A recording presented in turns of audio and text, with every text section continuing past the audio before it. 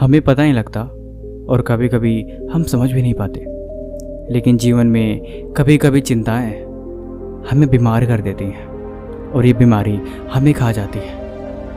पहाड़ी के ऊपर वाली चोटी पे एक महात्मा रहते थे जो नगर में बहुत ही कम आया जाया करते थे, खास कर तभी जब उन्हें किसी वस्तु की आवश्यकता होती थी।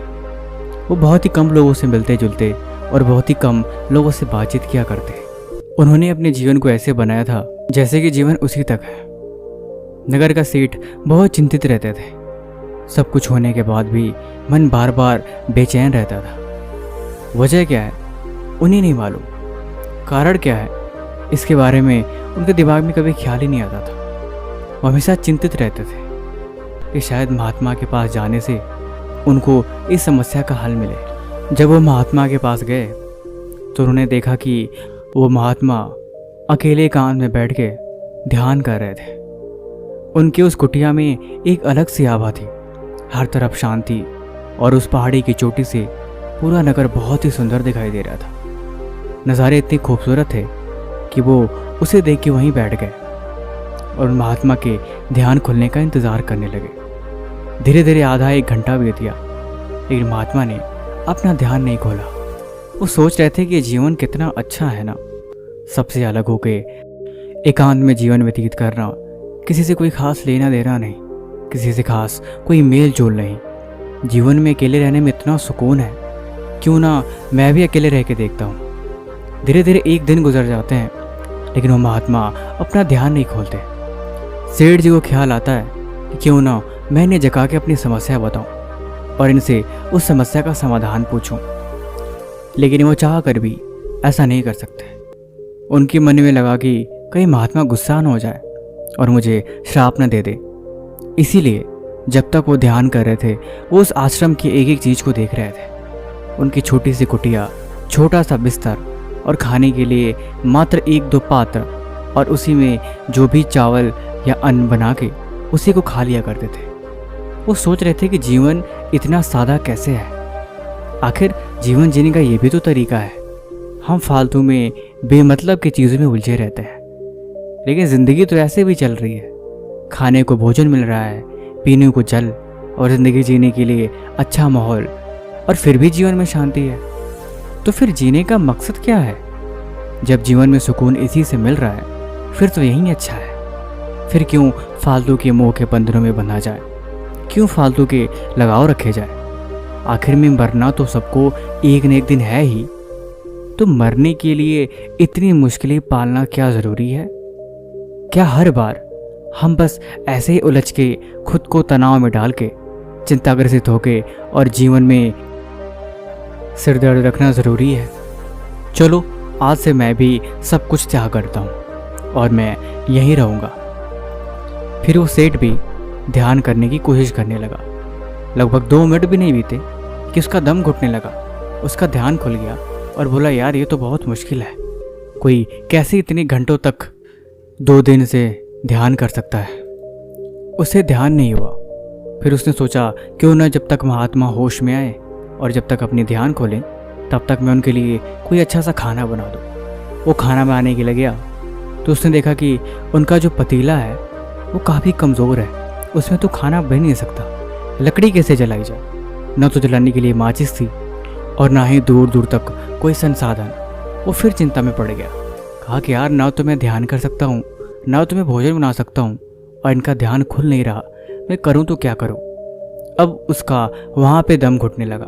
वो परेशान होने लगा कि यार जीवन इतना मुश्किल कैसे है, आखिर कैसे यहाँ पे दिनचर्या काटते हैं। मैं तो परेशान हो गया। चलो मैं फिर से ध्यान करने की कोशिश करता हूँ। वो फिर से हाथ पैर में पालथी मार के बैठ जाता है और अपनी सांस को रोकने की कोशिश करता है। लगभग 2 मिनट फिर बीतते हैं कि उसका ध्यान खुल जाता है। वो कई बार कोशिश करता है लेकिन हर बार असफल हो जाता है। आखिरकार महात्मा का ध्यान खुल जाता है और उसे प्रणाम करता है और बोलता है, महात्मा मैं आज कई दिनों से आपकी आँख खुलने का इंतज़ार कर रहा हूँ, कृपा करके मेरा मार्गदर्शन करें। उन्होंने बोला, क्या मदद चाहिए? तुम यहाँ पे क्यों आए हो? उसने बताया कि मैं कई दिनों से परेशान हूँ, मेरा मन बहुत व्याकुल है, मैं बहुत चिंतित हूँ। और मुझे लगता है कि मेरी ज़िंदगी में बहुत सारे तकलीफ़ें हैं। कृपा करके इसका कोई समाधान बताए। महात्मा मुस्कुराए और बोले, मैं तुम्हारी व्याकुलता दूर कर दूंगा, लेकिन उसके लिए तुम्हें उसे मेरे पास लाना होगा, क्योंकि मुझे तो नहीं दिख रहा कि तुम्हारे पास कोई व्याकुलता है। उसने बोला, आप कैसी बातें कर रहे हैं? मैं अंदर से इतना परेशान हूँ, इतना व्याकुल हूँ, इतना चिंतित हूँ कि मैं 2 दिन से सो तक नहीं पा रहा, और आप कह रहे हैं कि उसे पास लेके आओ। वो महात्मा बोले, हाँ, तुम उसे पास लेके आओ। उन्होंने इस वक्त का 3 बार इस्तेमाल किया। तुम अपनी व्याकुलता को मेरे पास लेके आओ। तुम ध्यान से सुनो कि मैं क्या कह रहा हूँ। तुम उस व्याकुलता को मेरे पास लेके आओ। उस इंसान का दिमाग जैसे घूम सा गया। उसे बात अचानक से समझ में आई कि दरअसल जो व्याकुलता शब्द है ये मैंने बनाया है। मतलब ये कि वो व्याकुलता मेरे अंदर है। मैं उसे किसी को दिखा नहीं सकता, मैं उसे किसी को दे नहीं सकता। रही बात चिंता, तो वो मैंने बनाई है। मुझे ऐसा लगता है कि मैं चिंतित हूँ, मुझे ऐसा लगता है कि मैं परेशान हूँ, लेकिन दरअसल ये सारी चीज़ें उसके मन की हैं, और ये डर उसके मन का है। जो बातें अभी घटी नहीं, उसके लिए अभी से परेशान होने की आवश्यकता नहीं। केवल उसके बारे में सोचे जो इस समय अभी घट रही है। लगभग सभी चिंताएं ऐसे ही होती हैं। वो आपके मन की उपज है, उसे आपने बोया है। सारे दिन अच्छे होते हैं, चाहे बातें अच्छी हों या बुरी, दिन कैसा भी हो गुजर जाता है। और ये बात भी सच है कि एक बार ये समय गुजर गया तो ये अमूल्य समय दोबारा कभी नहीं आता। जो भी घटा है या आप जिससे मिले हैं, अच्छाई उस पर नहीं है। यह बात अधिक मायने रखती है कि आप उस पर कैसे प्रतिक्रिया देते हो।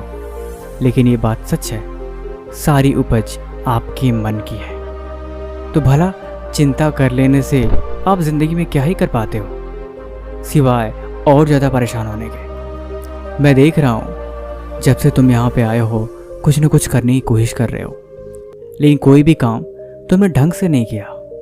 तुम करना तो सब कुछ चाहते हो, लेकिन किसी भी काम पे तुम रुकते नहीं। चंचल मन की यही निशानी है। मन की चंचलता को रोकने के लिए उसे जंजीरों में बांधना जरूरी है। मन बनता नहीं, लेकिन तुम अभ्यास से उसे बांध सकते हो। तुम्हें लगता है कि तुम परेशान हो, तुम्हें लगता है कि तुम्हारी ज़िंदगी में तकलीफ़ें हैं, लेकिन गौर से देखो तो जितनी ज़्यादा सुविधाएं हैं, जितने ज़्यादा जीवन को तुम आसान बनाने की कोशिश करते हो, जीवन उतना ही मुश्किल होता जाता है। इसलिए फालतू की चिंता छोड़ो और जीवन को चिंता मुक्त होकर जीना सीखो। यहाँ पे कुछ भी तुम्हारे हाथ में नहीं है, यहाँ पे कुछ भी तुम बदल नहीं सकते। मुझे देखो, सब कुछ त्याग करके भी जीवन में कितना सुकून है, लेकिन तुम्हारे पास सब कुछ होते हुए भी तुम चिंतित हो। मैं ये नहीं कहता कि तुम सन्यासी बन जाओ और तुम भी हर एक चीज़ का त्याग कर दो, लेकिन मैं ये कहता हूँ, चिंताओं को तभी त्यागो जब मन की व्याकुलता को त्याग करनी हो। तभी तुम समझोगे कि जीवन में सुकून क्यों नहीं है। बाकी कहानी आपको कैसी लगी, आप हमें कमेंट बॉक्स में जरूर बताएं। ऐसी कहानी और सुनने के लिए इस चैनल को सब्सक्राइब कर दें। तब तक मिलते हैं हम आपसे एक और नई कहानी के साथ अगले दिन। धन्यवाद।